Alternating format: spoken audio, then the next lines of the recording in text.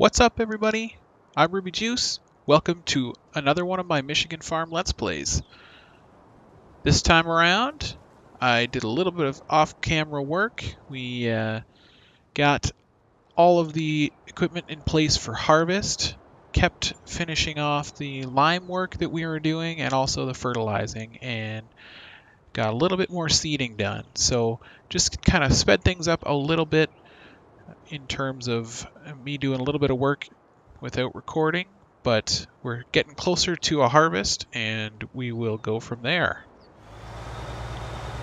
I was also in the midst of doing a number of contracts just to make a little bit of extra money along the way, make sure we had some for buying seed, buying fertilizer, buying lime. That was quite expensive. So I was doing some fertilizing contracts. They pay very well and also don't take that long, especially with this sprayer. So we're doing quite well for ourselves with the fertilizing contracts.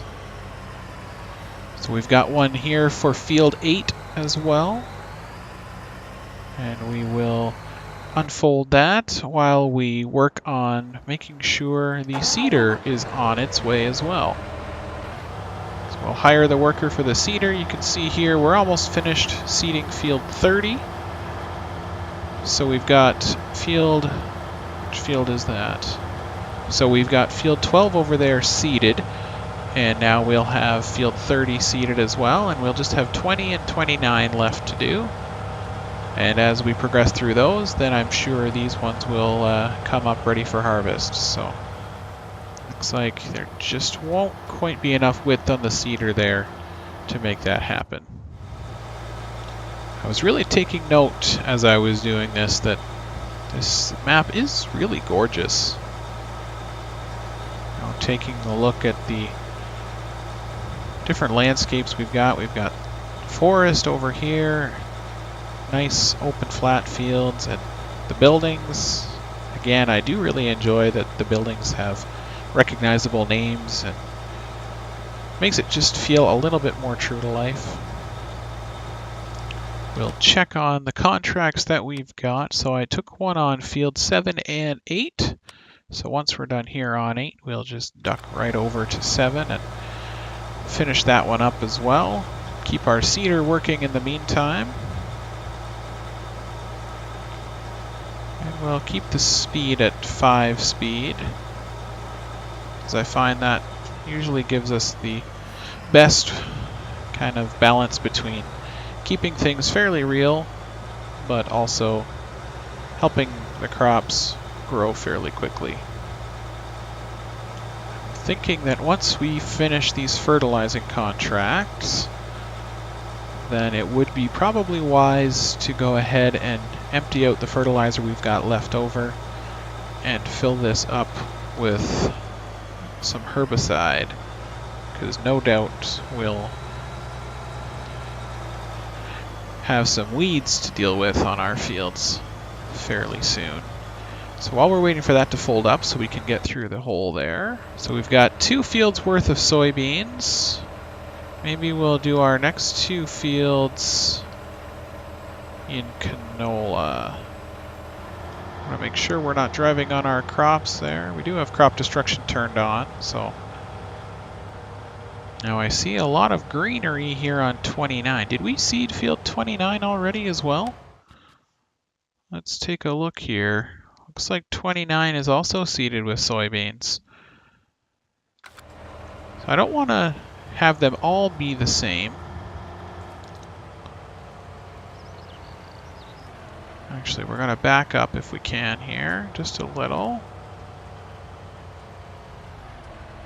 so we can swing out wide. Get these headlands done. So do I want this field to sort of be the odd one out, being canola? I suppose why not? We can seed the first one that we harvest. We can seed 12 over here to canola once we're finished, and then kind of take it from there. Okay, we don't want that to get too far into the irrigation ditch. Oh dear. This car. Oh no. These won't be doing us any favors.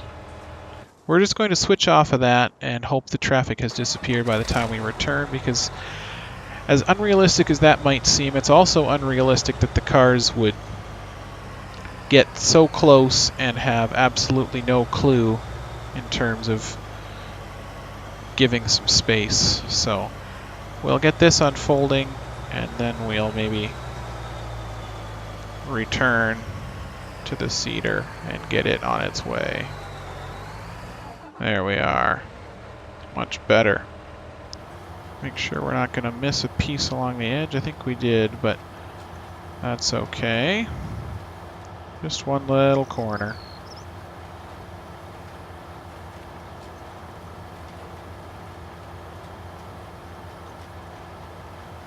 I do want to have a variety of crops. I didn't mean to seed all 3 of those other fields to soybeans, but that's the way it goes, I guess. Not paying attention as much. So we'll do 2 passes with the headlands and then head down the field and do 1 maybe at the other end. And then we'll set the worker on their way and finish off those contracts of ours. Now I should also mention that one of the really key mods that I've been using in this, and also I find it particularly useful in multiplayer, is the multiple contracts mod. I'm not exactly sure why it had to be a mod. It feels like that sort of should have been an option right at the start. And I'm not sure why Giants didn't include that ability. It seems like it would have been relatively easy to mod in, since that mod came out fairly quickly. Of course, I don't know all that much about coding and those sorts of things, so I could be horribly off base, but it seems as though it was a fairly simple fix, and if that is actually the case, and I'm not completely wrong, and don't get me wrong, no discredit to the modder, because as I say, I have no delusions that I would have been able to do it, but if it were that simple, then I don't understand why it couldn't have been just included in the game. Maybe it was actually a design choice. That's a possibility for sure, but it seems as though it was actually an oversight in my eyes, and that seems a little odd. We may actually need more fertilizer for this seeder before this field is done, but we'll just have to keep an eye on that. It is still about a little over a third full, I would say, so we'll monitor that as we go along. The seeder does make quick work of these fields, though. It was definitely a sound investment. Challenger's been pulling its weight, pardon the pun. Okay, we'll set the worker off on their way, and we will get started once again with our spraying. It's going to be a little bit difficult to see where we've been, but I think we can do it. May just take a little bit of guesswork. And fingers crossed that we've got enough liquid fertilizer to go the distance. Okay, we're going to estimate right about there. And we can check our map to double check. Looks like we did pretty well, I would say. This field would actually be a nightmare to crop because it's got all these trees along the edges. Seems like a disaster waiting to happen.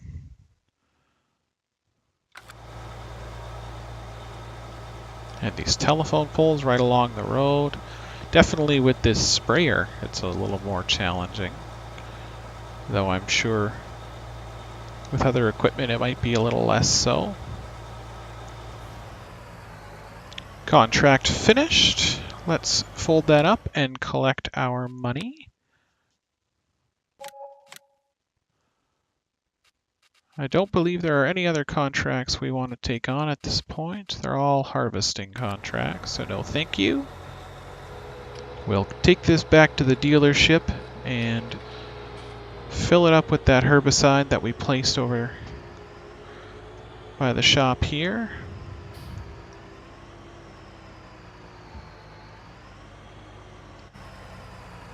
First things first, unload the fertilizer. I can imagine that we're going to need quite a bit of herbicide, just as we did fertilizer.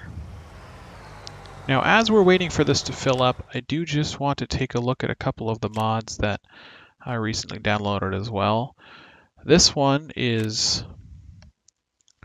a Ford F350 from Expendables Modding, and it is beautiful. This is a nice looking truck. So you can change the color, obviously, pretty much anything you could ever want. The one thing that I don't like is that the Ford logo on the front of the truck changes color when you change the color of the truck. It's not terribly accurate, I find, but that's okay.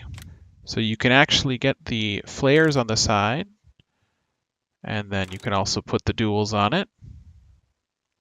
So I really like the look of this. I'm excited to try and use it. It does have a fifth wheel hitch, gooseneck hitch in the back. And then I also downloaded this 2019 Dodge Ram 1500 from Blue Modding.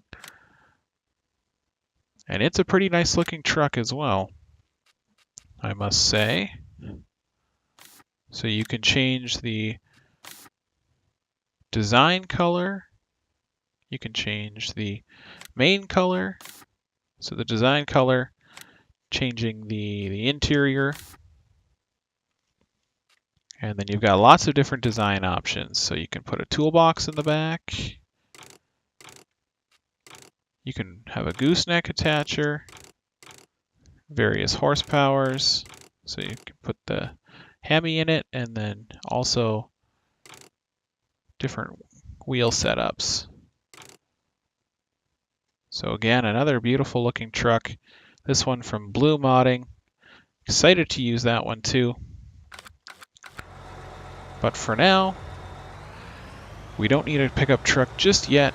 We just need to get this sprayer back to the farm and to keep our seeder going and get ready for harvest. So today, not the day you're watching this video obviously, but today in the real world, Giants announced the Farming Simulator League, an esports league for Farming Simulator. We've seen the Farming Simulator Championship in the past, where teams of players got together and had to bale straw and then stack the bales. And Giants is taking that whole concept to the next level. A 10-tournament circuit, big sponsors like Logitech G, Noble Chairs, and big money. A total prize pool of $250,000.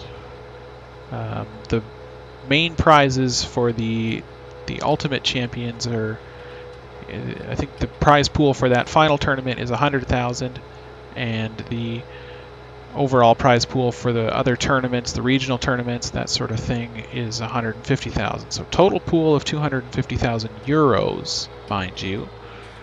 So for me, as a Canadian, that seems like quite a bit of money. Well, seems like quite a bit of money to just about anybody, I would think.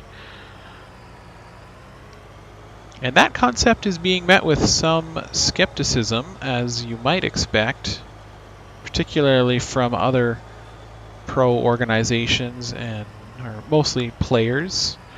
You know, Farming Simulator, it gets kind of a bad rap a lot of the time. I see people often saying things like, oh, people actually play that game, and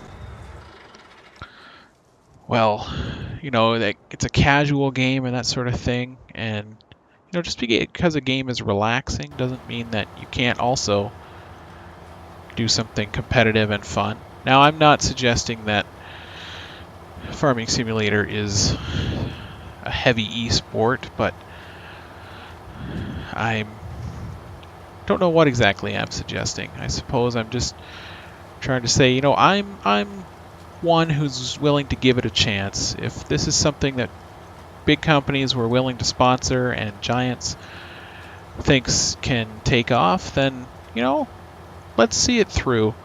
The Farming Simulator Championship, to me, was pretty cool. It's an opportunity for the community to come together and just do something fun, and it was neat to watch the streams and chat with other people from the community. So, you know, I think overall it's community building, and it can hopefully get the name of Farming Simulator out there a little bit more. So I think that'll be really neat. And, you know, we'll just have to see how it plays out. Sounds like they've got plans to expand the scope of the competition from just baling to other activities. So we'll just have to see how it plays out. So we're almost finished with seeding. Let's check in on our map here and see. It looks like the weeds are slowly making their way down south here. So eventually we're going to have weeds on 12 and 31st, and then 20 and 29. In case you haven't noticed, and this was just pointed out to me recently too, so I'm not pretending to be the expert, but the weeds, and you can clearly see it here, the weeds move across the map from north to south. So if you're ever wondering where you might get weeds, they're going to start in the north, work their way down to the south. So that's why I'm fairly confident we'll get our sprayer set up and ready to spray field number 12, and then it'll move over to 30. So as always, we want to make sure we are set up appropriately to take care of the headlands. Give our sprayer lots of room to turn around. So our sprayer is in position, but we'll just leave it there until the weeds arrive. Why don't we take over from Helper F here? We can finish the job ourselves. And it looks like we'll have just enough fertilizer to get through this field. And handily things will be fully fertilized. So here's the kind of cool thing. I think what we'll probably do is we'll go to sleep so that we skip through the night. No fun to watch videos of things happening in the dark. So I think I will skip through the night and just go ahead, and we'll wake up in the morning and hopefully we'll still have time to spray the weeds, and also it'll almost be ready for harvest then. Before we do that though, we just want to go ahead and finish up the last little bit of this field, and then we'll get the farmer to sleep. Looks like we should have done 2 headlands here at this end of the field as well. And seeding is complete. Our first round on this map, just as the sun is setting. Couldn't draw a more perfect picture than that, could we? So obviously we'll need to refill the seeder for next time so that we're ready to roll.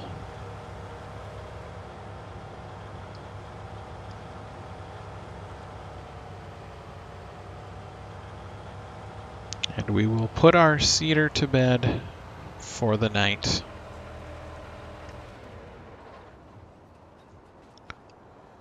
And with that, folks, that's going to be it. I very much hope you enjoyed this Let's Play. I'll see you next time for taking care of the weeds and harvesting. See you then.